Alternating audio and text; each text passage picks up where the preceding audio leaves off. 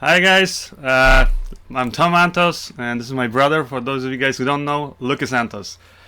He's gonna be moderating for today, so make sure you're nice and you leave nice comments. Otherwise, you're gonna get kicked out or or something like that. Anyways, so what I'm gonna be doing today is color grading. So I'm actually color grading a shot for a new music video that I'm working on. I did that shot on the Sony A7S II. As you can see up here, really cool camera. I'm going to do a review about this really soon. And the shot is, in case, well, hopefully you guys, at least those of you who want to follow along, you've downloaded the shot so you can kind of work along with me. The link for it is in the description of this video, the first link. So you can go over there, you can download the shot. And what else? What are we going to do? We'll also answer your questions, comments, things like that. So hopefully it's like I said, it's the first time really that I'm doing this kind of a live tutorial. Hopefully it's more enjoyable for you guys. If it is, then like I said, we're gonna be doing more of this kind of stuff, right? Yeah. That's the idea. Yeah, just to find the best way to help you learn. Yeah. So like I said, make sure you guys, but before I actually start doing the color correction part of it, I'm gonna answer some comments. But for those of you who haven't downloaded the video clip, again, go the first link in the description of this video. You can download it so you can work along with me. I'm gonna be using the Adobe Premiere Creative Cloud, I believe, or CC 2015. That's the program I'm using. You don't have to use that. It would be better if you're using it because then it's gonna look identical on your screen.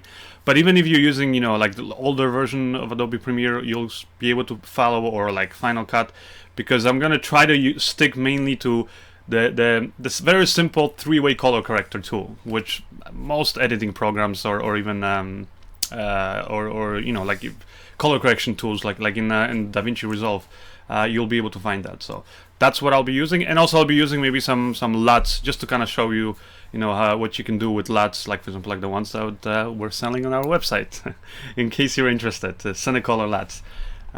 Anyway, so let's see whether we have any questions from anybody. So a specific question. There was the request to isolate a color and then desaturate the rest of the image. Oh, like how to do it? Yeah. All right. Well, let me check something here. Let me start up Premiere. So who left that question? Maxime Lyon. Maxime Lyon. Okay. So I'm thinking. Okay, so you know what? Let's just sort of get right into it and start sort of playing around with this video clip here. So here it is. Here's Adobe Premiere. You can see, and here I'm gonna just mute this audio so it's not disturbing you guys. Well, actually, maybe first I'm gonna just play the clip for you, for those of you guys who maybe didn't download this, so you can kind of see what we're working with here. So here's the shot. Like I said, this is just like a section of this music video that I'm working on, and it's basically, like I said, it's in the middle of the song. There's a little part where the singer breaks out into this rap. We filmed it in Brooklyn on the Sony A7S II, really cool camera. I actually used the Came single gimbal, and that's all that I had. And I had this lens on there. This is the 16-35 Zeiss, Sony lens. And with that, I was able to pretty much put it on autofocus, and I just ran with it, did the whole take, and then what's it called? And like I said, I had autofocus, and the only thing I did do is I made sure that I was shooting in S-Log3, and also that I was overexposing by 1 f-stop. Reason for that is so that I could get more latitude, but also less grain by overexposing. That's sort of one tip. If you're shooting ever in any log footage, whether it's with the Sony, like S-Log or S-Log2, S-Log3, or if you're shooting V-Log on the GH4 or the C-Log, it's a good idea to overexpose a little bit. So anyway, so that's what I did to get that shot, and then and the video, like I said, I'm still working on the video. So this was literally shot on when did we do this? Thursday? Thursday, Wednesday. Well, this shot's Thursday, yeah, on Thursday of this week. So it's still, the video is like 99% of shot, but it's not edited. So I still have one I think it's one shot that I need to get. And I'm going to be editing that, and it's all going to be on Adorama TV, and at the end of this month, I believe, but don't quote me on it. Anyway, so here I'm going to switch to to my desktop, and here is the shot. So let me just kind of play it for you guys so you can see. If you only knew the things I do for you, boy. If you only gave in to me what you waiting for. You've been running on my mind, but you're running out of time. Tell me what I gotta do to make you mine. If you only knew the things I do for you, boy. If you only gave in to me what you're waiting for. You've been running on my mind, but you're running out of time. Tell me what I gotta do to make you mine. Tell me what I gotta do. Tell me what I gotta do. Tell me what I gotta do. And it's almost over. And there, so that's the shot. So anyway, so the first question was how to isolate what, the colors? So it's the selective color. How to do selective color, and what, just to like manipulate that one color? Or let me see. Does it say to select the to isolate the color and desaturate the rest? Okay. That's exactly it. All right. How to select the color? Well, let's try it. To be honest, actually, I don't have much experience yet color correcting in CC 2015, so I might be a little bit kind of like looking for the tools here. But like I said, it doesn't matter which application you're using. The most decent, editing or color grading applications will have all those tools. So, anyways, I think here let's just go to color. Let's try to use the Lumetri, which comes with Adobe Premiere CC 2015. And here I'm just going to mute the shot so you can hear it properly. And okay, so let's see how we can isolate it up here. We have the color wheel and the curves here. This is huge saturation curve, so I believe we can just use this. So you can, for example, like isolate. Well, first, you know what I'm going to do, so that because right now we're looking at this really flat-looking image, I'm actually going to load in a LUT. So here in basic color correction, so this is again on the tab here, and this is an Adobe Premiere 2015. Make sure you're in the color section. Then here on the tab, in the Lumetri color, you're going to have the basic color correction. You just click on these and we'll expand them. So click on it and you have input LUT. So like I said, this was shot on the Sony a7S II with S-Log3, so I'm gonna load in an S-Log3 LUT, which Premiere 2015 actually comes with. So as you can see right away, the image looks a lot more alive, but it's still, to me, it still looks a little bit like it doesn't have enough color in it. So what I might do is I might go here to the creative, and that's sort of like, I would say, before you really get into color or any kind of color correction, you want to kind of go in and sort of balance the shots. That's at least what I call it. Different people have different names for it. Some people say this is actually what color correction is called. Color grading is adding the kind of a stylized look to your shots, whereas color correcting means just simply balancing the shots, like I said.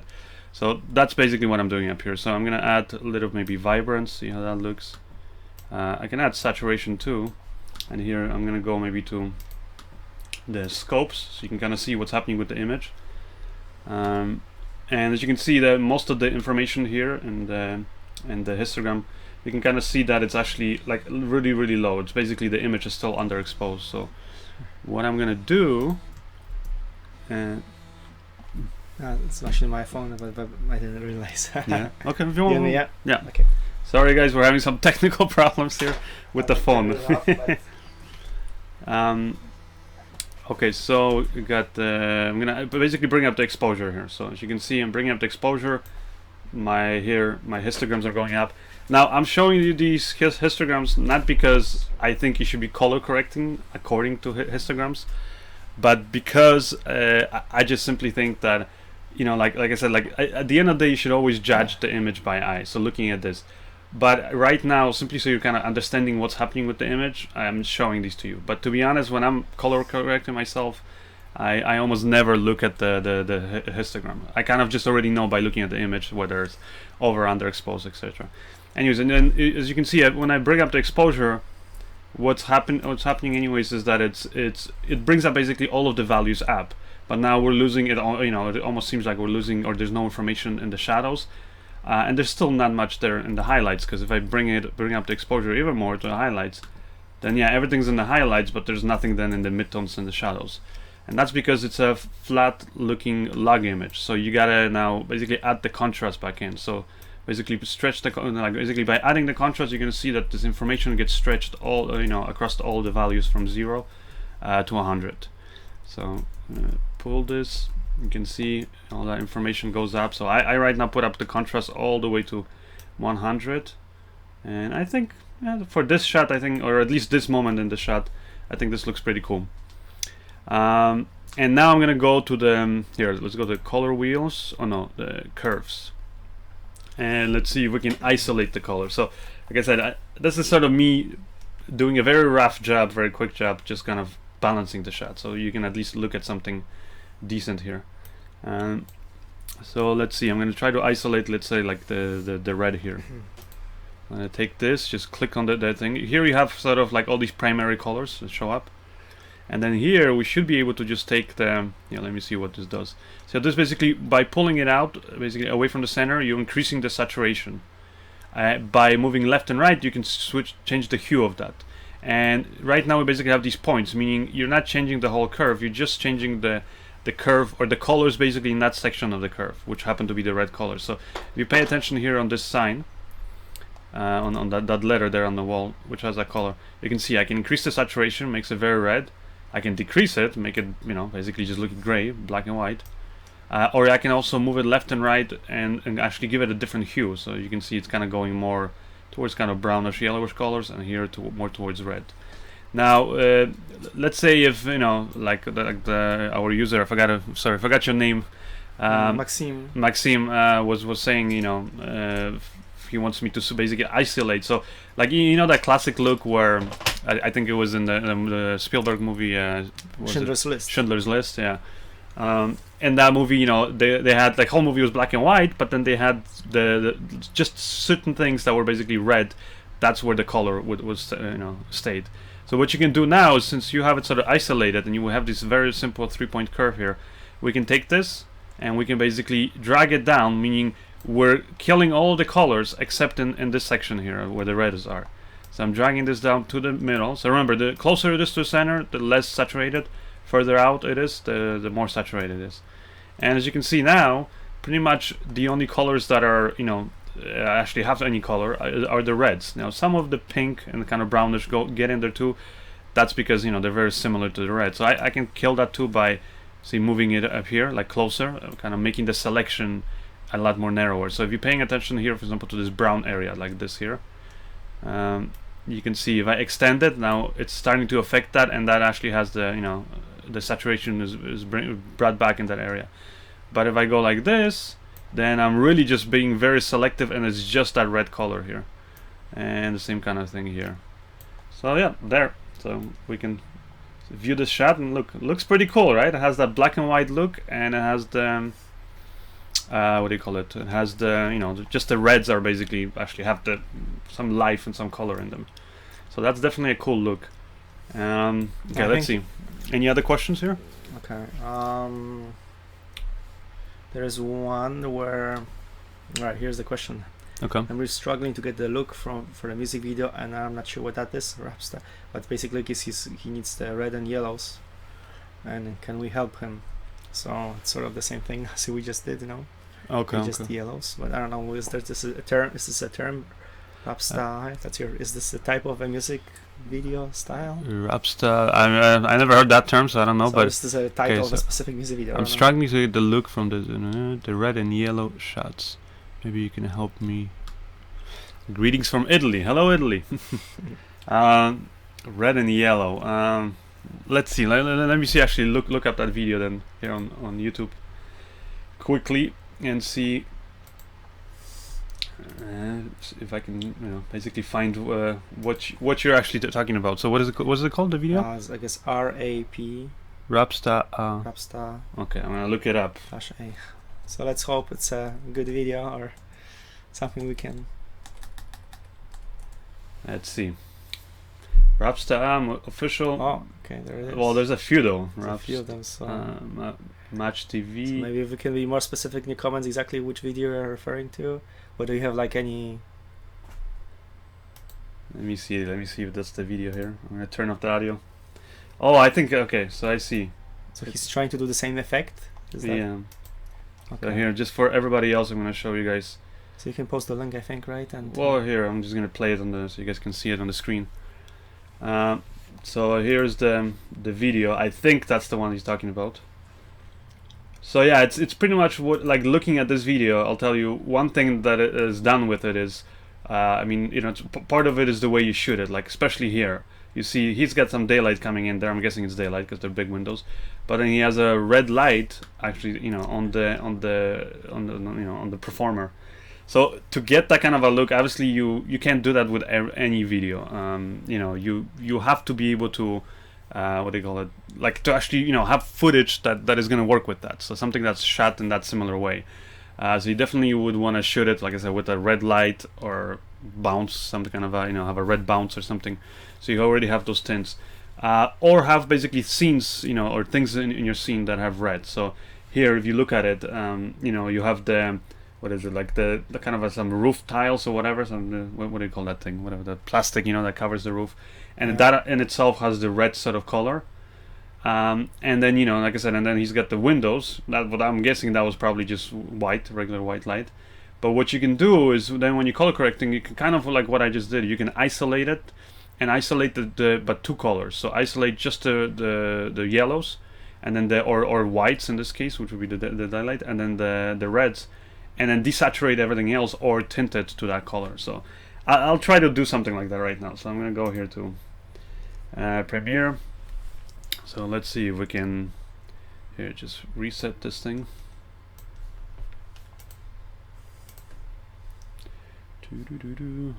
What's the quickest way to reset it without actually, well, hold on, I'm gonna leave it like this. So let's say, you know, we were to look at the original shot.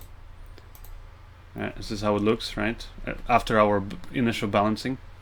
So this is how it looks. So we definitely have some yellows there and some reds. So like I said, if this was, you know, if I was actually shooting for that kind of a look, I would already shoot with that in mind. So I would try to pick location that has a lot of those two distinctive colors. But we have some of this stuff in here. Let me go maybe a little bit where we see more of this wall. So like this here, this frame. And now what I'm going to do is I'm going to isolate it. So I'm going to basically just make sure that we have just the red kind of showing through and really pop the saturation on that. And make the selection a bit wider, as you can see me doing here. And then I'm going to do the same thing with the yellow. So I'm going to basically, by going here over any point on the curve, you're going to have a little pen tool, and you can click this. And you can now bring it out. And as you can see, what I'm doing now is, like, if I put it back down, we're just really seeing the warm or the red colors. If I pull this up, you see we're getting the yellows actually come back into the shot. And the rest of it looks black and white. Now you might not want it to be completely black and white, so we can bring it up a little bit. So it has a bit of that color there. But that's kind of more or less like that kind of a look. Now, if you want to take the other colors and you want to shift them, then what I would just simply do is go maybe into the here, let's see, to the actual here, and I would basically in the creative tools, or we can actually go in here in the color wheels. So we have the shadow, midtones, and highlights, and those are the kind of tools that I was talking about that you can find in most editing or color grading applications. And here I'm gonna actually drag basically most of the colors towards either, you know, the red or the yellow. So I'm gonna take the shadows and maybe make it kind of more yellowish, as you can see, like kind of like it was in that music video. Where is it? Like this kind of music video. See, everything even there in the shadows has kind of this yellowish kind of a greenish tint. So kind of there.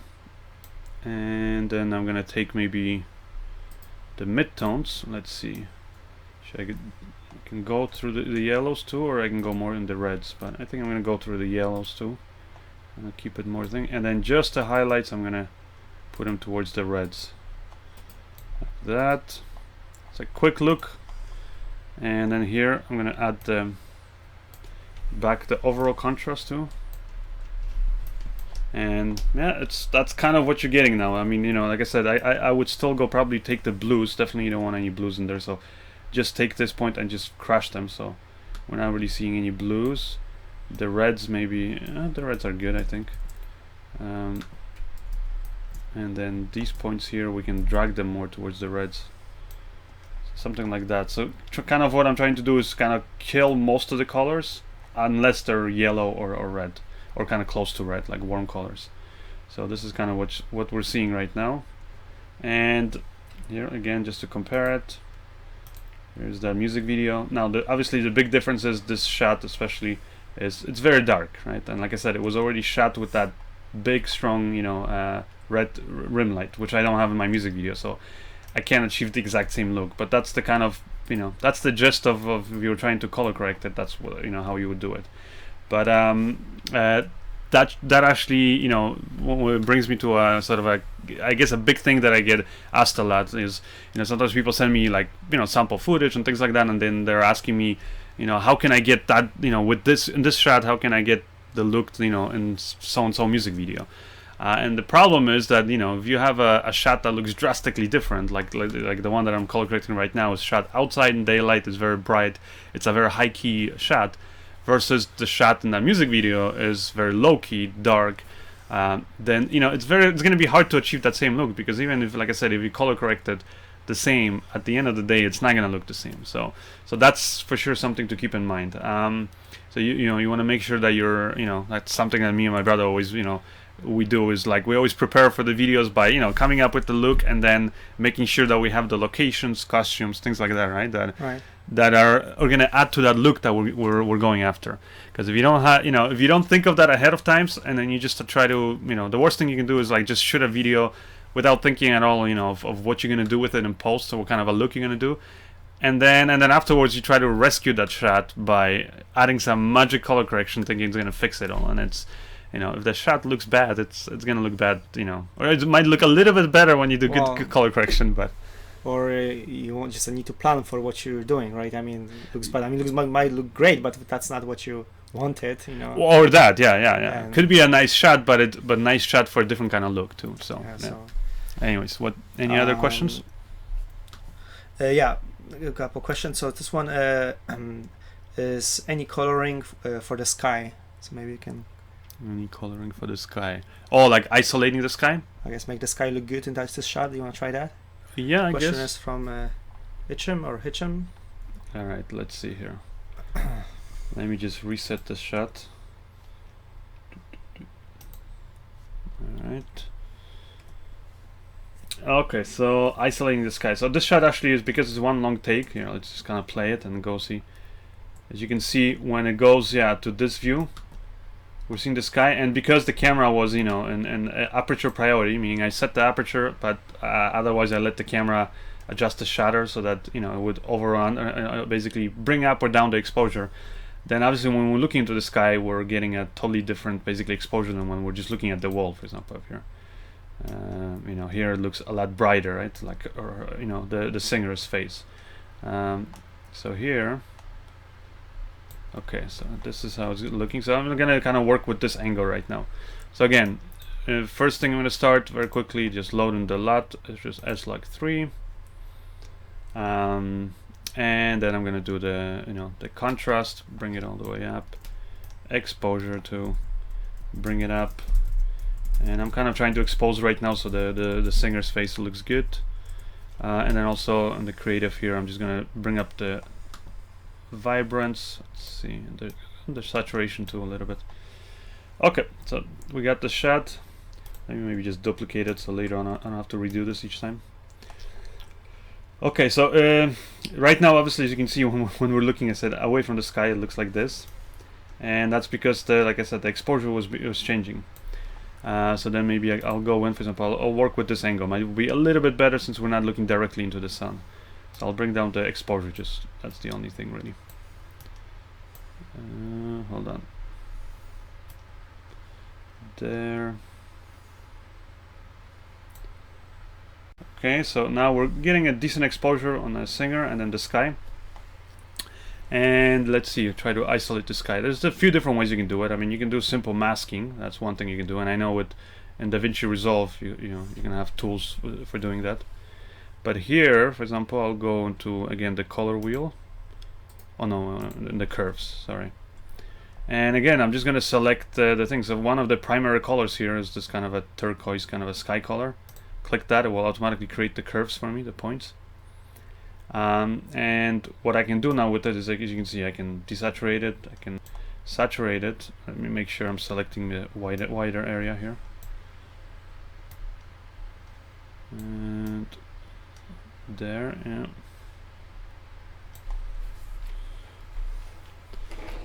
Hold on.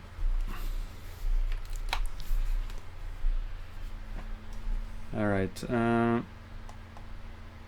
And what I can also do is I can change the tint of it. I don't know if you're seeing this, but if I go move left and right, I can. Here I'm making it more blue, the sky, and here I'm making it darker.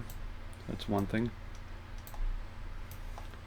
So like this, I can move it even more. I can tint it, or I can just simply go to the curves here. I can go to the blue curve, and it shows you basically it will affect only the blue colors all the way from the the left is the dark, and these are the highlights. And I'll basically just take the highlights here, and as you can see, if I really make these drastic changes, I'll put another point so I'm not affecting the shadows. As you can see, I'm affecting just the blue here and kind of the highlight areas. If I put like even one more point to really isolate it, see, if I drag this out, I'm basically killing all of the blue in the highlights, but the rest of the blue, like you can see up here on the wall, still stays there. So if I kill it all the way, then right now, as you can see, that sky just it's looking basically more green and red. It's a mix between a green and red because those colors have not been touched. But if I bring it up, I'm making it more blue. So that's kind of another way of how you can sort of play around with things like that. You can also take the highlight here and just completely drag it. So let's say if I wanted to make that sky kind of like in the previous video, kind of make it look maybe more yellowish or something like that. I'll go here to the reds too, and I'll do a similar kind of curve. Put 2 extra points here, and here, let's try it. Move it to. Well, can I interrupt you for a moment? Yeah. Just somebody made a comment that he or she's seeing a lot of noise in the midtones. Yeah, depends on which moments of the shot, but yeah, it's shot on S-Log3, so that's part of it. And it's shot on S-Log3 in 8-bit because I recorded it, like I said, directly into the camera. It holds up pretty well. I mean, it's 100 megabit compression on the camera, but it has its limitations. That's where shooting on like either an external recorder or shooting on a red camera or a camera that basically, or like Blackmagic cameras that record in RAW is gonna come in handy. I would even say even if you're not shooting if you're still shooting in 8-bit. But versus let's say 10 or 12-bit, the difference is not going to be that big. I think that I found, at least from my experience, especially when I was doing tests with VLOG on GH4, the second you're shooting in 4:2 color space, you're going to get a lot cleaner image, so a lot less noise. That's one of the things that I was saying when you're shooting with log, any log footage, you want to overexpose it because the darker areas are going to be really, really grainy. So definitely, like I said, try to overexpose it. And then this shot, like you can see, I did overexpose it, but I could have, especially in the shots where, like, when the camera looks into the sun, and because the sun is so strong, then the camera would try to compensate because it was aperture priority, and it would darken the whole image. So in there, I should have been overexposing even more. I should have told the camera to overexpose by probably 3 f-stops because the sun is directly in the shot and it's so strong. But of course I couldn't do that because it was just one long crazy take where I'm just running around on the gimbal, so I couldn't change the settings. So that's one thing to be aware of. Okay, so here, as you can see, I'm kind of now, by using just the curves, I'm kind of, like I said, affecting the way that the highlights look. And since the sky is usually going to be in the highlights unless you have a dark sky, and that's how one way of kind of affecting the sky. So like this, now I'll go, for example, to the yellows here, the greens, and I can bump up the green, I can bring it down. Let's see, it's kind of like a balance between the red, I would say, and the yellow now, and the green, to kind of try to find the color that you want.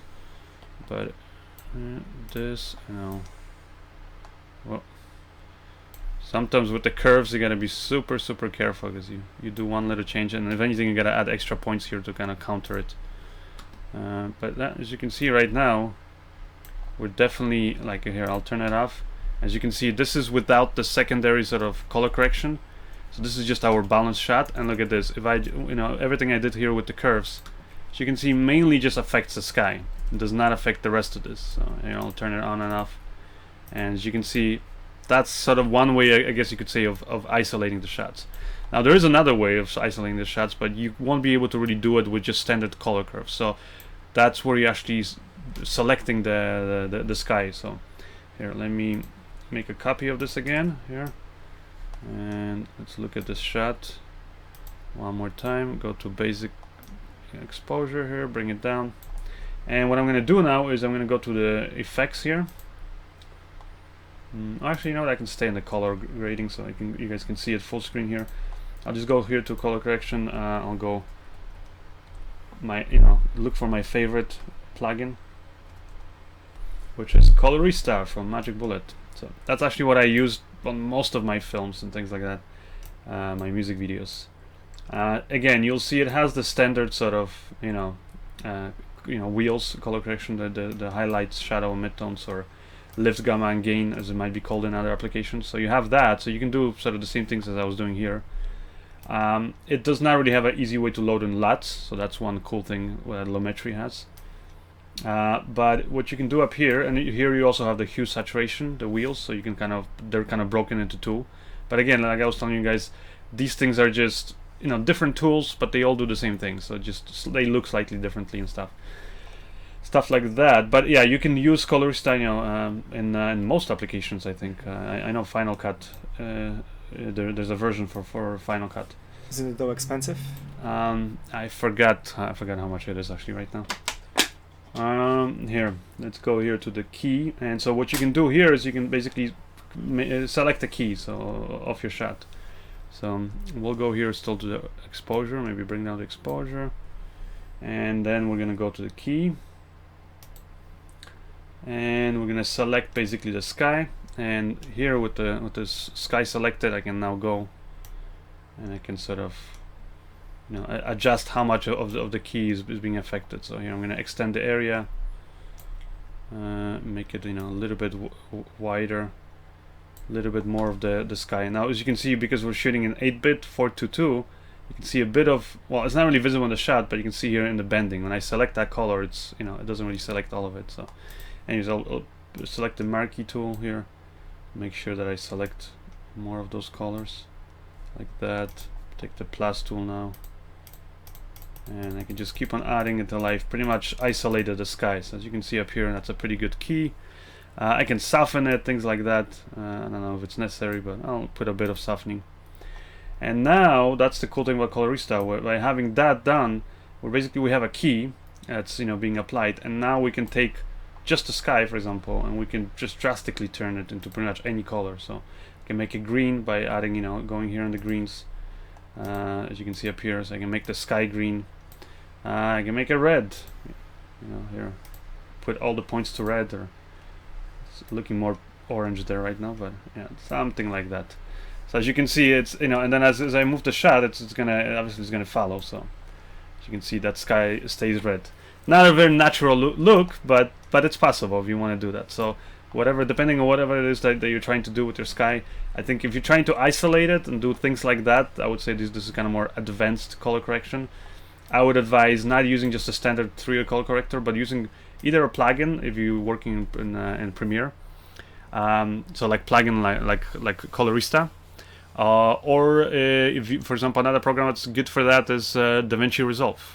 Personally, I'm not the biggest fan of DaVinci Resolve, not because it's not a good program, it's a great program, but because I like to edit in Premiere. So I like to have everything right there in Premiere, so I can quickly change the edit, adjust the colors, let's say send it to a client, have them take a look at it, but sometimes the client, they don't realize that once you, for example, lock the edit and done the colors, that it's kind of a hassle then, once you have that whole project in a DaVinci Resolve to then go back, change the edit, and then put it back in DaVinci Resolve. That's why I like to have it all in one application, so I can still always go back, adjust the edits and things like that. So that's one thing. But yeah, as you can see, it's possible to be done in Adobe Premiere. But the way I would do it is do it using a plugin like Colorista 3. So without plugins, it's a lot of work. You can use you can do After Effects. After Effects, you can do keys. There are some tools for creating a key, basically, because what you're doing literally is you're doing a key. Okay. So the sky, it's in a way it's good because it's a blue color, so it doesn't really show up in the skin tones of most people, or at least unless you're from Mars, I guess, or somewhere. You're not gonna have blue skin. Right. So it's good. It's easier color to isolate. So you can use some of the basically color isolation tools that like for keying tools within Premiere. So you can do that too, but they're not as sophisticated because it's not really a compositing program. So Adobe After Effects can do that. Then you can separate that and have it as a separate basically layer. So. Okay, there's a question here that relates to what you were saying. Somebody's saying that they're using for editing Final Cut Pro X, and should they switch to Premiere Pro because would it make it easier to color correct? I guess for color correction, is it a better tool? Yeah, I mean, it's biased because that's how I work in it, but yeah, my answer to that question is definitely switch to Adobe Premiere. I know a lot of people, it took them a while to switch, but if you're asking me, I think it's an overall, not just color correction tool, but it's an overall better tool because it comes, especially if you get the whole creative, cloud, which comes with Adobe After Effects, Adobe Audition, all that stuff. You're getting all those cool tools in one package, and you can very easily, like all the programs kind of, you could say, work as one. It's very easy to jump from, let's say, to After Effects, do some, really advanced compositing in there, jump back to your editing program, to your audio program, and then the same thing with color correction. You can do all that stuff right within Premiere. I mean, there's just so many tools I think that Premiere has that Final Cut just doesn't. Can you edit a great movie in Final Cut? Of course you can. There's been many movies before actually that have been cut on Final Cut, especially the older versions. But lately I find that more and more people are kind of switching to Premiere. Either that, or they're just staying with like the industry kind of time-tested tools like Avid.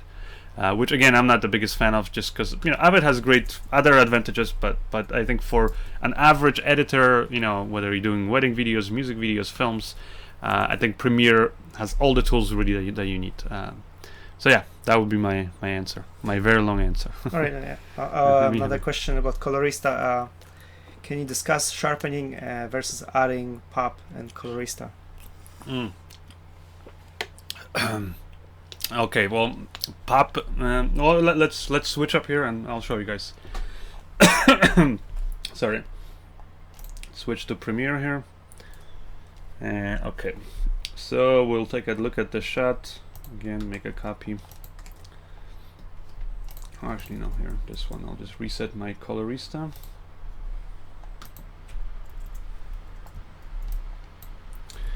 So let's go. Here's the tool. It's called Pop, and what I'm gonna do first is just sort of add a sharpening tool. So I'm gonna go to Effects here and look for where is it? Try the sharpening tool. So as you can see right now we have the sharpening tool applied. This is without it, this is with it, and here I'm gonna just zoom in a little bit more so you can see what it does.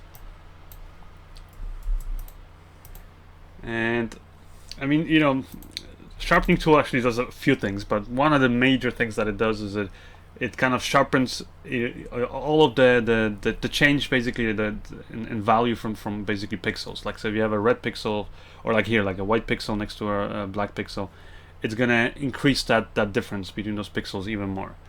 That's kind of what, in a very simple way, that's kind of what sharpening does. Let me try this tool here. No, that's too much. Yeah, like you can see up here, this one it sharpens so much that then it even sharpens, like, see the noise that's in the footage, that the compression really makes it really noticeable. What Pop does is it here, let's extend here, Colorista, and here we have Pop. Pop kind of does the similar thing, but in a way what it does is it just doesn't do it to the whole image or to all the pixels. It kind of looks like at the biggest edges, or the most kind of noticeable, you could say, things in your image, and it does it around there. So like you saw when I applied the sharpening here, like the Gaussian sharpen tool, it added it to everything, including here the singer's face, right? And that just makes that shot look ugly, or at least it's not very flattering to the singer. when I increase the pop, watch what happens now. Oh, did I turn it on?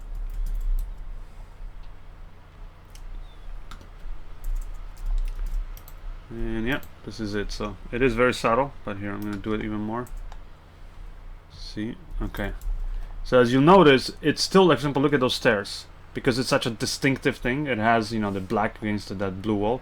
It made it sharper. You know, if I turn it off, see, it made it more noticeable. There, that whole thing, scaffolding. All those edges here appear, you know, what the graffiti is. Yeah, it makes it more noticeable. But yet, look at this, it doesn't do it on the face. There is some change there in the pixels, but it basically knows that this change is very subtle, so it completely disregards that and doesn't affect it. It only affects those really extreme changes, like, you know, between the hat here and the wall and that kind of thing. So that's the big difference between pop.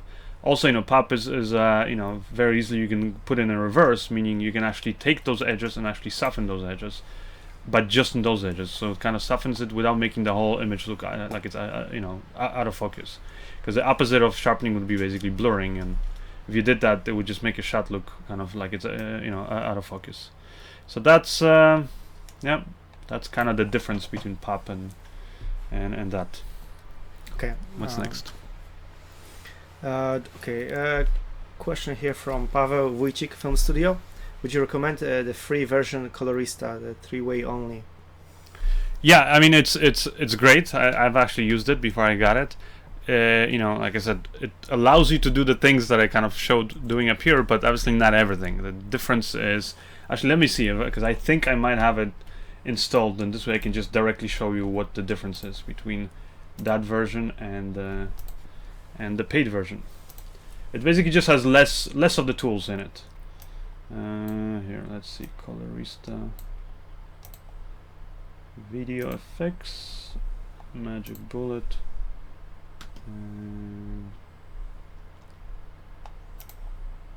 Yep, I have it. Beautiful. Okay. So here it is. Colorista, and this is the free version. So extend this. So as you'll notice right away, it's a lot simpler. It has the 3-way color corrector, so it has the shadow, midtones, and highlights.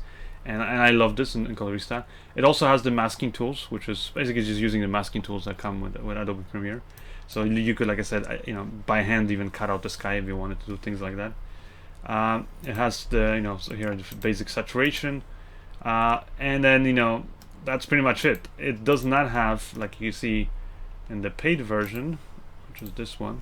See, it has the 3-way color corrector, has a saturation, but then it has the highlights, shadows, which, you know, sort of self-explanatory. It's kind of like the tools in Photoshop, allows you to just adjust, for example, the shadows, right? So if I bring it up, it just takes the shadows and makes them brighter. It has the pop tool I just talked about, has the hue, saturation, and luma. So those wheels were, like I said, you can you know, selectively adjust each color, like we did with the red, for example. You can make the red really pop, and then, for example, you can take all the other colors here and you can make them, you know, really desaturate it. You can see that's what I'm doing. Kind of the same thing as I did in, you know, with the built-in tools in Adobe Premiere. So here I'm just taking all the colors and I'm desaturating them. Or for example, you can just leave the red and the yellow, as you can see up here. So it does not have that. What else it doesn't have? And it also, yeah, it doesn't have that other tool which I showed you, which is the keyer, which is a really powerful keyer. I think that, you know, that pretty much makes it on par, I would say, with the keyer that you get in DaVinci Resolve. So those are the sort of the differences between Colorista things. So pretty big differences. Like I said, the main thing that I like to use are still just the 3-way color corrector, and at the end I'm kind of gonna try to achieve a look for the shot using just those 3. I'll show you guys. But yeah, but that's the sad thing, is that Colorista free. It has those 3 main tools, but then, you know, sometimes you will want to use those other cool tools, and like I said, you don't have them. So you know, if you have Colorista free, that version, and you like using it, I would say it's a good idea to try to get, you know, save up and buy the full version. Okay. Is there anything you had really wanted because we have a bunch of other questions now. I'm gonna have a cookie right now. I'm getting Right. hungry. We are like we've been doing it for 45 minutes. Yeah, Try well- to stay within an hour, close to that. Yeah, I think we're gonna So try to. is there something you really wanted to do before, or do you want to just? So I'm gonna sort of, I guess, at the end now, unless there's some other like big questions, but if not, I'll just kind of go and I'll show you guys the kind of look that I'm thinking of doing for this music video. Now, to see the final music video, this is actually a song by Anna Seisen and Division. A really cool song, and I think a really cool music video. You guys have to check it out. Again, I should be premiering at the end of November. And I'm gonna have all the behind the scenes of how we shot the music video, all the things that basically went into making of it on Adorama TV. So check that out, and it's gonna be releasing throughout November. Again, I think, but I'm gonna confirm that. As always, you can go to my website. I'll post all the links to that. And then once all the tutorials have been released at the end of the month, I believe we're gonna release the final music video. So then you'll be able to see the kind of look that I was that I achieved. So today what I'm doing, and I kind of do that a lot, is I'm experimenting. I'm kind of trying different looks, and I think I have an idea for what I want to do with this. But before I do it, yeah. You go through there's a bunch of different, like, very varied questions.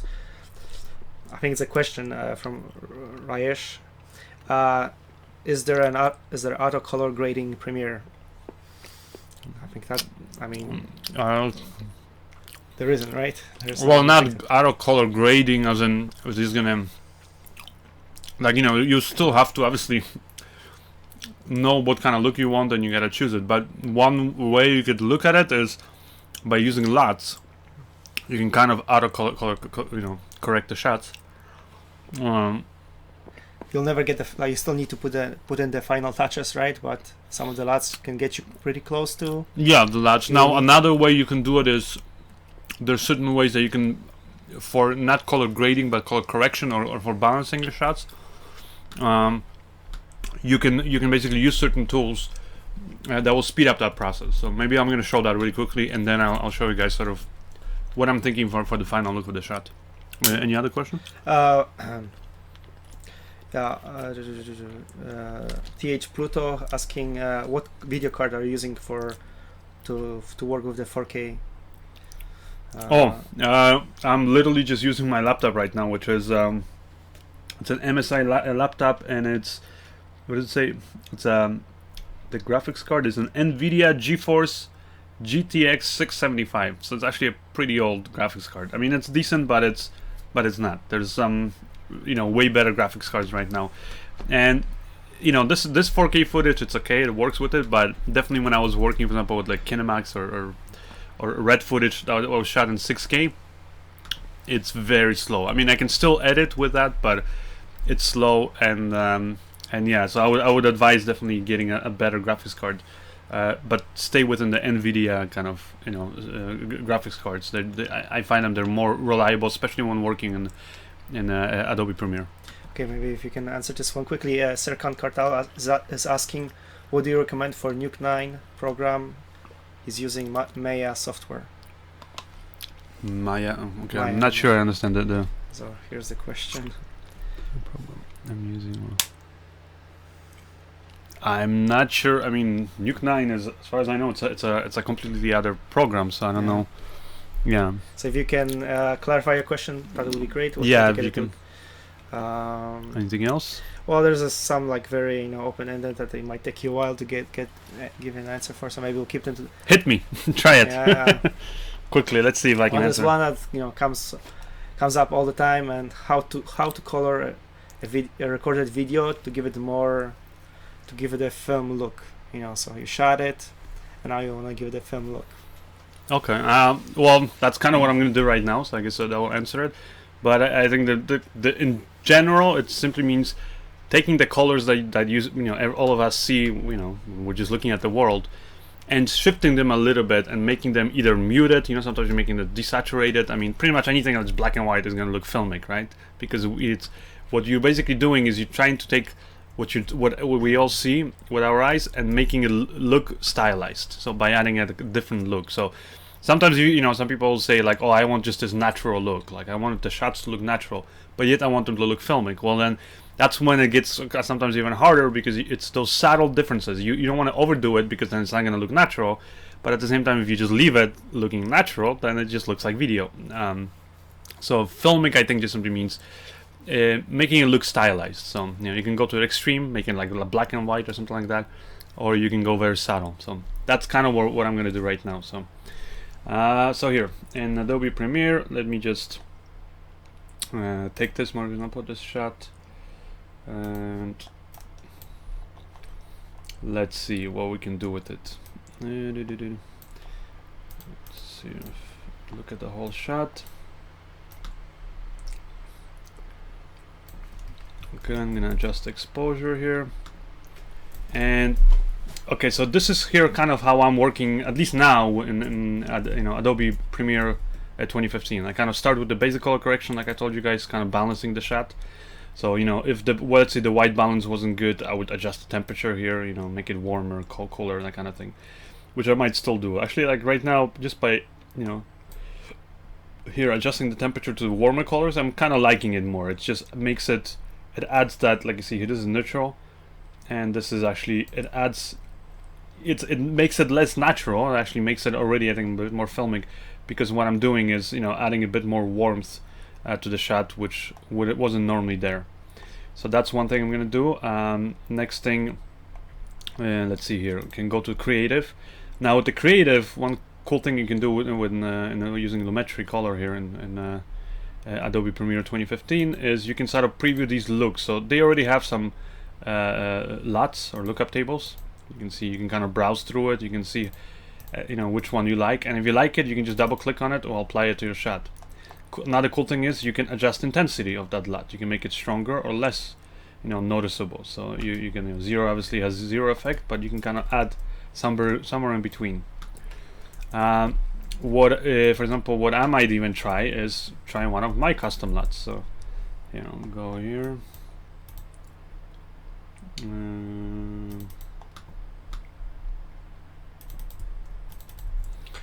Here we have the different LUTs. So this is Cinecolor LUT Pack 1 and then Pack 2. Again, if you guys are interested in getting these LUTs, they're only what is it, $15 right now per pack, or $22 for all 40 different LUTs. You can get it on our website, and it's tomantosfilms.com. Let me just try different looks. So for example, I'll load in the Pool Party, and as you can see, Pool Party, I think that might even be the look that I might go for the music video. It's funny because I just clicked it and it looks really cool. I don't know what you guys think. Hopefully you also think it looks very filmic. Well, but get some feedback, right? It's always good to get feedback. Yeah, so let me know, guys, in the comments in the section here, whether you think that this look is good. But I actually really like it, the Pool Party. I can try, for example, like the one that I actually used for for another shot with a lot of graffiti, which was called here, I'll go browse again, and it was called Neon Kiss. So it kind of makes the colors kind of look neony. So as you can see, this again takes those colors on the, especially in the graffiti, and really makes them kind of turns them into kind of neon looking colors. I think it's a really cool look. So that's another possible look, although I think I like the other one better. Again, let's try another one, and let's say Urban Pop. I'll try that. Nah, that one I'm not a big fan of. It's kind of too greenish right now for me. I want to go more for kind of a warmer look. So I think that Pool Party is a cool look. Let's try something else. Fun in the Sun. It's cool, but I feel like it still needs a little contrast. So for example, like let's say if you have you're going to be color correcting using LUTs, so kind of that would be like the answer to that question of can you color correct automatically. I would apply a LUT, so like for example this one, and even if you don't get exactly what you're going for, that's when you would still go in and kind of tweak it. So you can up here, adjust obviously the vibrance, saturation, things like that, but you can also go to curves or the color wheels and you can adjust things up here. Another thing, for example, I would go is just like let's say for me, I feel like for this shot I want it to be more sort of contrasty, so I can go in just a basic color correction and I can adjust the contrast, which I already have at 100, so I can't do any more.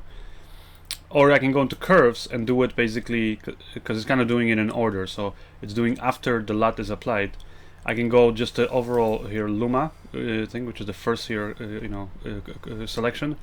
So we have that curve, and I can just basically create a point here, and by dragging the shadows here, the darker areas, which is more to the left, down, I'm adding basically contrast to the shot. And you can see I can make it really contrasty by going like this, and I can actually make it less contrast. So I would, for example, add a bit more contrast like this. Another thing I would probably do is I would use then the color wheels, because it's looking a bit too green for me. So I would then go and, for example, take the shadows and put them more into the kind of blues, and the midtones also pull them away from those kind of green colors, so the opposite of green. Put it somewhere there, and then the highlights I would add even more warmth. So as you can see, with that you can easily kind of, like I said, with these tools you can add this kind of a cool look. So you can use the like together, basically use LUTs and then use the tools that are the basically tools like saturation, contrast, any kind of color curves that most programs will have, or the 3A color wheel. One of the things here that you can do here is like then you can still go into the original settings and you can adjust the exposure. And one thing I'll tell you too is that this footage is shot in S-Log, so it actually has a lot more information than you're seeing, and that's a good thing. And it's good to have a flat looking image, like I said, because then, like you see up here in this process, what I basically did is I applied the input LUT, which is first sort of takes it from those flat looking S-Log looking colors into kind of a more normal, or kind of a more what you would expect to see with your eyes, kind of a look, which is actually the Rec 709, sort of a standard standard kind of a television look. So that's what this one does. But then I use that LUT in conjunction with one of my LUTs here, which is called Fun in the Sun, and then on top of that I'm adding even more sort of tweaks to achieve the final look. So as you can see, this is the shot before, and then this is now shot sort of color corrected. Definitely color correction is not a one-step process. It can be, like I said, if you're, for example, like here, we'll copy it again, and here we have our balanced shot, and then, like I said, I can go into, where is it here, creative. Oh no, wrong one. So here we have our shot. We go to basic. So like I said, I would just load in the S-Log 3 to bring up the contrast, exposure. Okay. And then in the creative, I'll basically take the load in, let's say, a LUT. Like I said, you can load in one of the LUTs that is already there, or like the one that I like, which is the pool party. And you can add more vibrance. As you can see, more saturation to kind of bring the shot alive. And as you can see, very quickly you can get a cool look, right? And before I also added more warmth, so I would add more warmth here by adjusting the temperature setting. And as you can see, you can get a quick look just by using LUTs. But even then, I would say you have to be you kind of have to know what you're going for. And I think this look is really cool. So that's probably what I'm going to end up using in the final music video. We'll have to see the final video to actually see if I went with it or not. But that's what I'll do.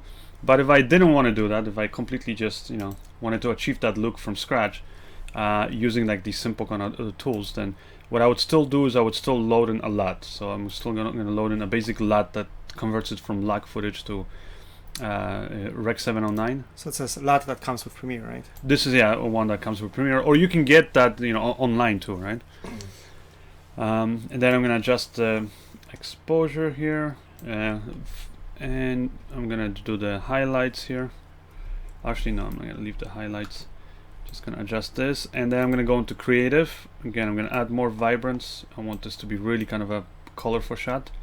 And then here I'll just show you guys using the 3-way color corrector. So I'm going to first do it here, but I'll do it in Colorista, and then just to kind of show you that you can achieve that same look there.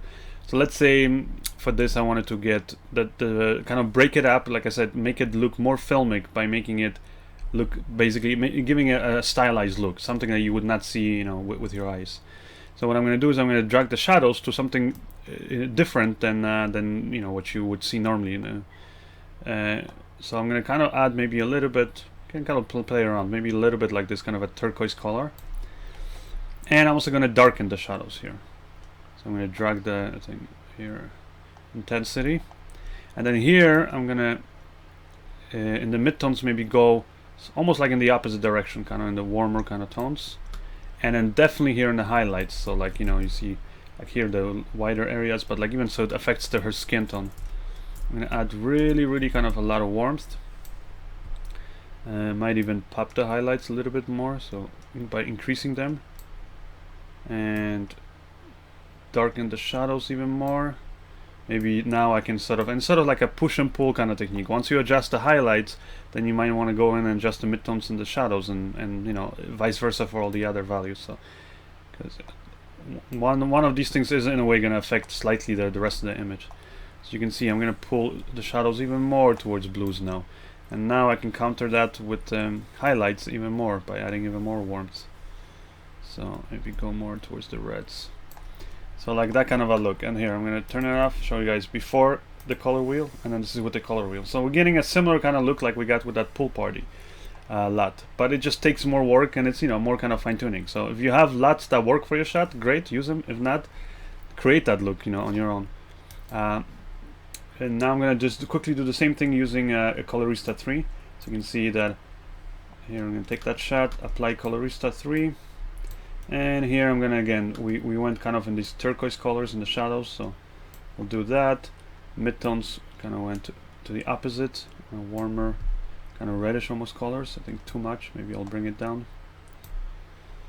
And then the highlights will go into these kind of warmer, kind of sunny colors. It's looking cool. And then the shadows, I'm gonna drag them down and make it more contrasty. And maybe bring down the highlights a little bit. Make it somewhere there in that value. Maybe add a bit more blue in the shadows. And as you can see there, I also achieved a very similar look. And this is without it, and this is with Colorista. And then here I'm going to show you with the standard color tools that are in Premiere.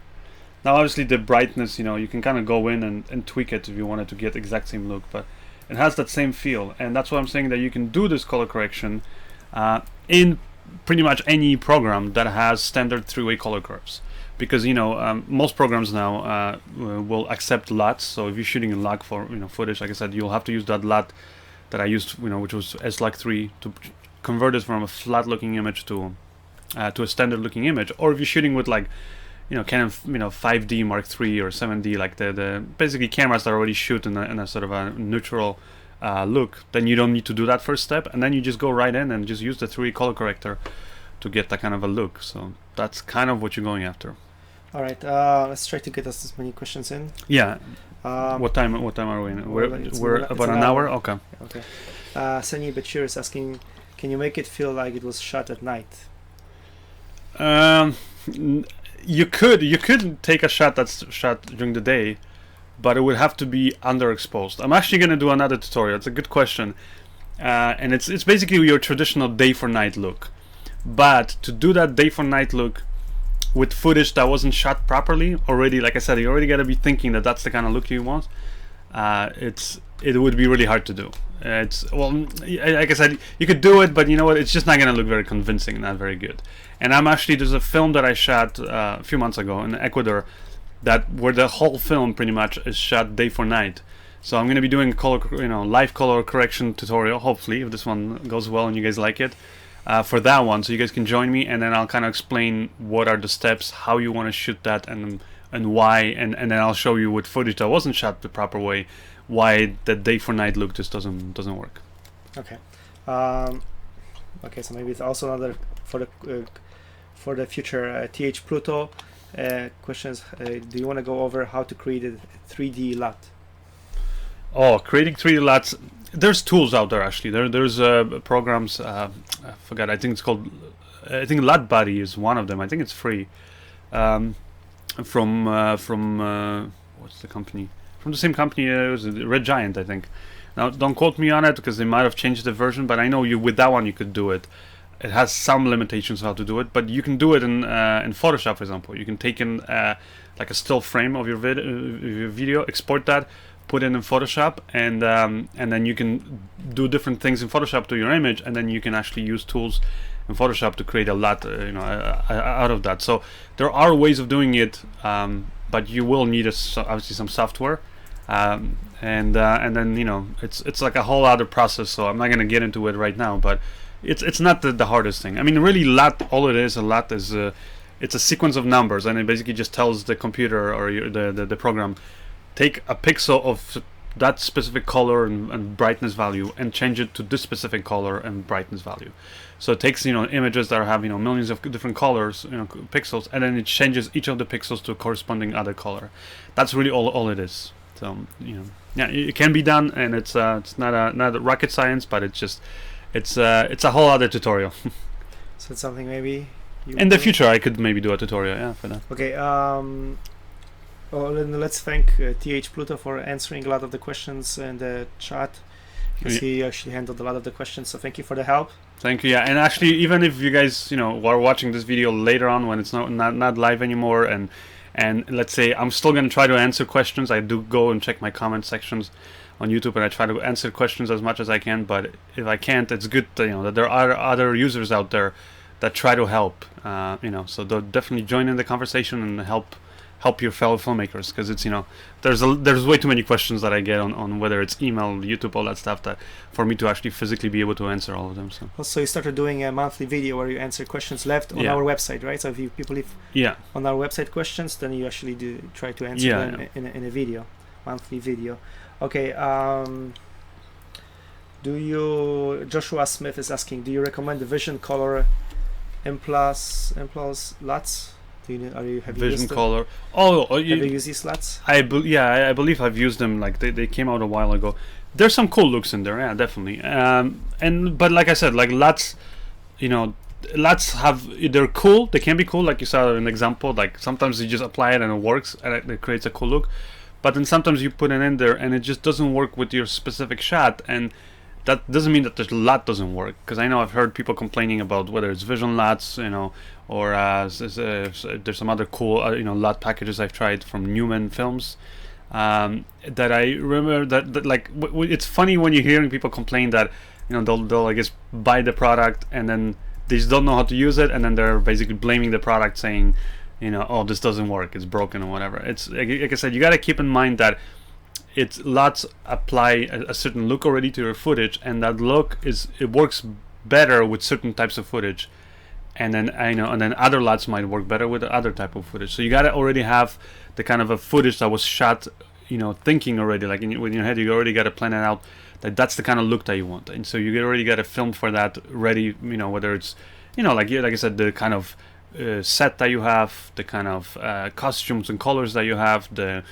exposure settings that you have in your camera, all that stuff. It will make a big difference in whether that LUT was going to work with your footage or not. So definitely LUTs are cool, but it's not going to work all the time with all the different footage. Okay. Next question. Have you used from Pavel Godun? A couple of questions. Have you ever used Avid Media Composer to cut, to edit, and color correct? Avid Media Composer? Yeah. I did, yeah. This was back in the day when we were basically shooting still on film, and I remember even our first feature film that we shot with my brother was shot on 16 millimeter, and then I remember we transferred the 16 mil to tape, and then we had basically tape with the time code, and I was using a thing, because Avid, what I find is good is it's good with doing offline editing, meaning you have, let's say, high-res digital files or film footage, and it's very good at keeping track of, basically, because you're editing really with like little basically like tiny little crappy resolution proxy files, and that's kind of what Avid has really, I would say, that's the biggest advantage over the other editing programs. But aside from that, to be honest, Avid lacks a lot of the tools that you get right now in Premiere. So Premiere, I would think, if you're just shooting digital and your computer can handle editing the footage right away, just edit everything in Premiere. Okay. And then another question is, do you have any tips for Blackmagic CC camera users? The small one, I guess, the CC BMCC camera. Oh, is that the one that says? BMCC, that's the... Yeah, Blackmagic Cinema camera. Tips. You used it, right? I used it on a feature film, and it was a nightmare because when I used it, it did not have all the. It basically didn't have some of the updates that it has now, the software. So you couldn't like preview your shots properly. You couldn't format your hard drive, things like that. There was no audio meters. Tips, I would say, beware of the. Well, although I think in the latest version that the black sun, the spot, whatever that you get, I think it's been fixed, but be aware of that. So basically, whenever you're shooting directly into the lights, you can have problems with that, or directly into the sun. But overall, I mean, it's a great camera. Things to keep in mind is that you cannot trust a monitor or the screen that's on the back of the camera. I would just use that literally just to navigate through the menus and stuff, because it's at least when you're shooting outside, it's so reflective and can really sometimes, like I said, the contrast is not there, so it can really throw you off if you're just judging the image based on that. So to get a good external monitor. Also, batteries are bad basically with it. So there is a built-in battery, but I don't even think Blackmagic designed the camera in mind that you're going to be using the built-in battery as the main battery. It's kind of a backup, so definitely need to get a different battery and all that stuff. So basically you have to build up the camera. So if you're thinking that your budget is just to buy that camera and you're going to be good, you got to really also put away extra money for all the extra things, because if you don't do it, then it's just not gonna, like I said, the camera is not gonna really function very well. So you really got to put in a lot of extra money for the proper rig, batteries, like I said, all that stuff, monitor. Okay, maybe just a couple more questions. Seni Bachir asking that does color correction plugins give you better results? Well, like you see me using Colorista, it's not so much that it gives you better results. You can achieve the same results like you saw with the built-in tools in your program. And even if you're using the previous version of Adobe Premiere, they also have three-way color corrector. You just go into, effects, color correction tools. What I like about certain tools versus other, like let's say plugins, is that some of them have extra things. Like Colorista has that pop tool, has the really good keyer. Other things I like, for example, is Colorista actually works really fast. It's if you have a computer that can handle like I said, or it takes a long time rendering some of the footage, or definitely if you can't even preview the footage live. The cool thing is that with Colorista or some of the other programs out there, like I said, some of them work better, some of them work worse. So the results are really, you can achieve the exact same result with all those tools, different plugins or built-in tools. But it's just a question of preference, I would say. Some people prefer using those tools because, like I said, they have maybe a few extra settings or the way the tools are laid out, things like that. And other people prefer, working with other kind of tools. Like I know, like for example, the 3D color corrector. I like using the 3D color correctors in any application that I'm using. And I'll use curves, but that's more just for the contrast, like you saw me doing with the Luma. But if I'm, if trying to color correct with curves, I'm not very good at it. Now, there's some people out there who are amazing colorists, and they hate using the color wheels. They actually like using the color curves. And guess what? The color curves, the RGB, you have the same thing pretty much you can do as what you can do with the color wheels. It's just a different way of working and manipulating the colors in your shot. Any other questions? Okay, I think we're pretty much done. What's the answer was answered actually by this question was answered by one of our viewers, but maybe you can add something to it about how to what's the best way to add horizontal black lines like above and below the video, so you can make it like a wide aspect ratio. I would just create an image that actually is in like in Photoshop. Just basically create an image with the transparency. So just a black image and it has transparency in the middle. But if you're using Premiere, I guess I can show you guys here quickly. So here in Premiere, what I'm just going to do is I'm going to create new, and it's basically a title. Or you can do it with black video too, and then you can do that too. But anyways, right now I'll just create a title. Call it, let's see, widescreen. And really all you're doing is, you're just taking basically applying, like here, like I'll apply something like this. And making it black, so it's like a solid, making a black color. Let's make it bigger so you guys can see better. So and that's basically what you would do in Photoshop. Is once you create that file, you can just drag and drop on top of your footage. And then now I'm going to copy and paste that See that layer?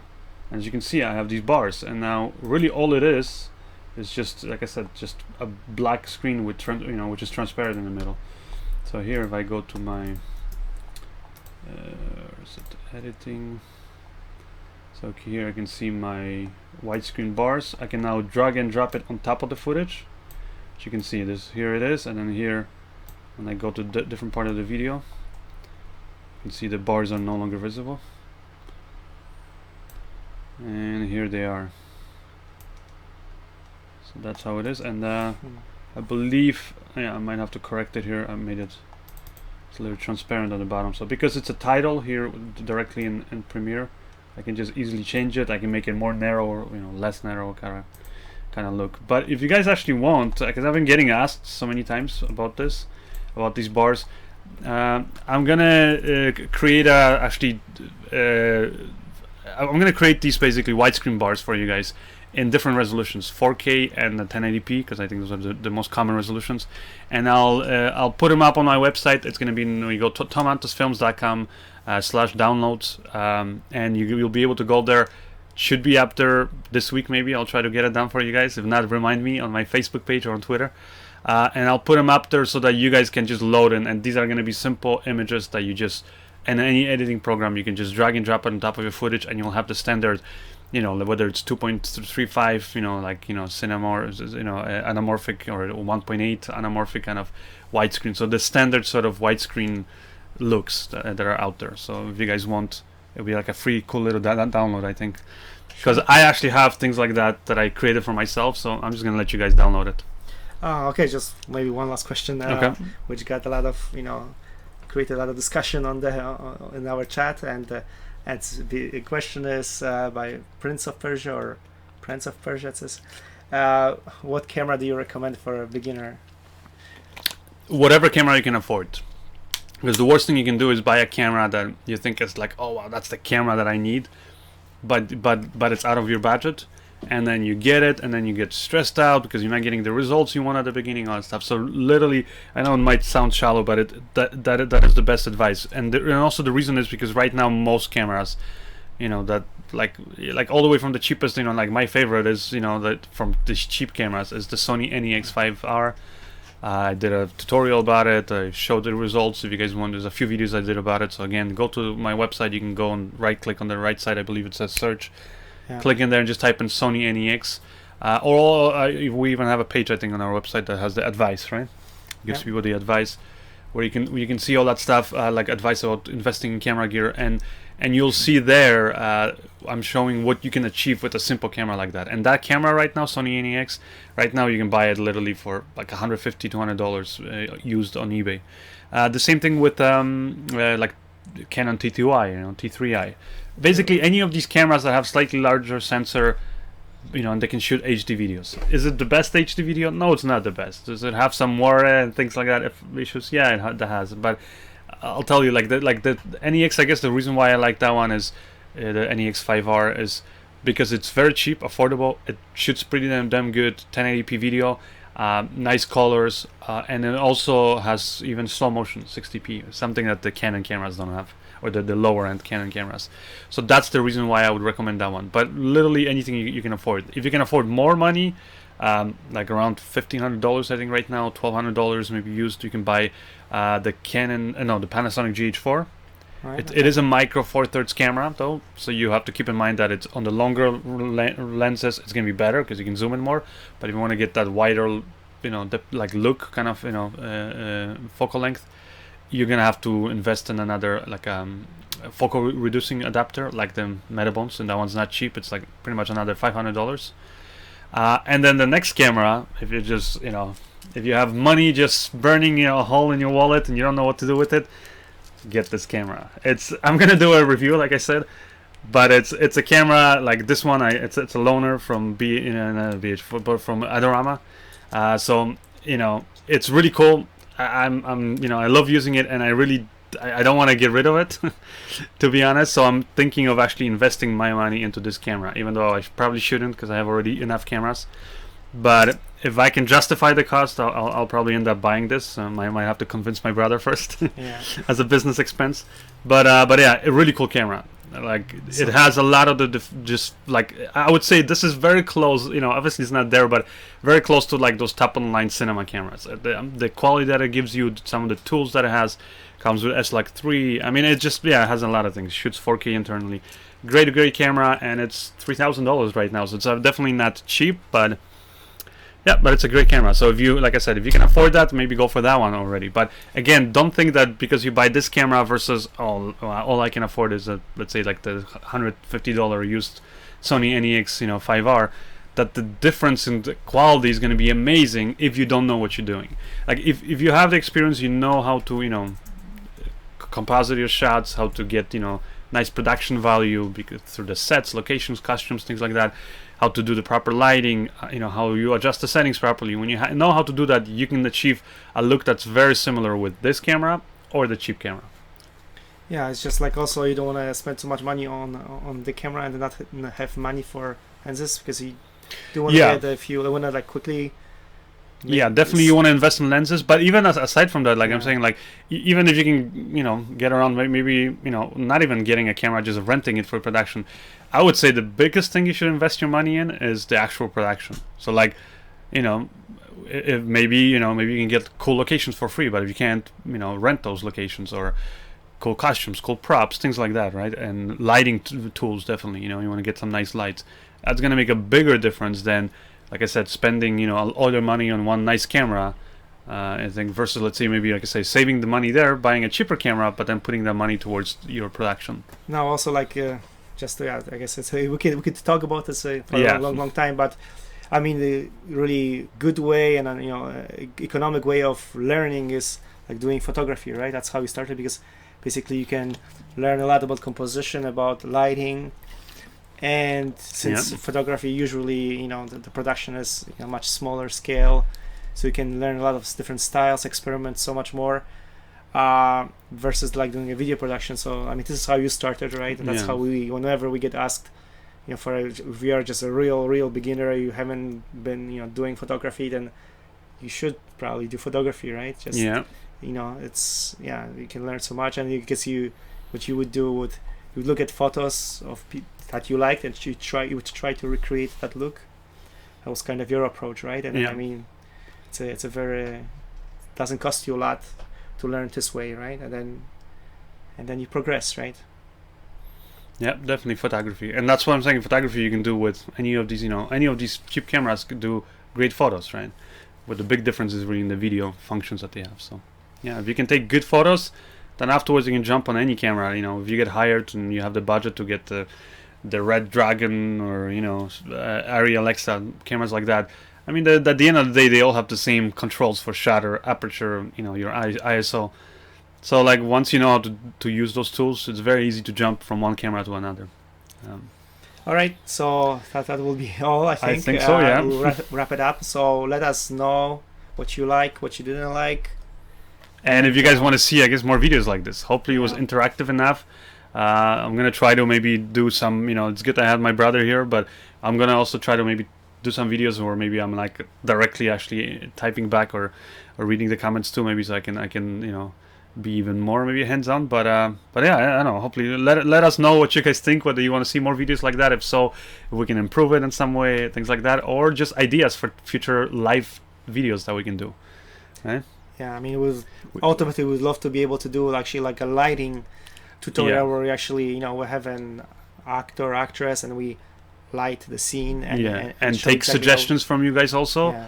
But like while we're lighting it and all that stuff, obviously it's a bigger production, and we're just trying to figure out all the stuff, and also whether it's worth it for you guys, whether you guys really want it. So if you're interested in it, again, let us know. Leave it and leave your thoughts in the comments section below. All right, thank you guys. Bye.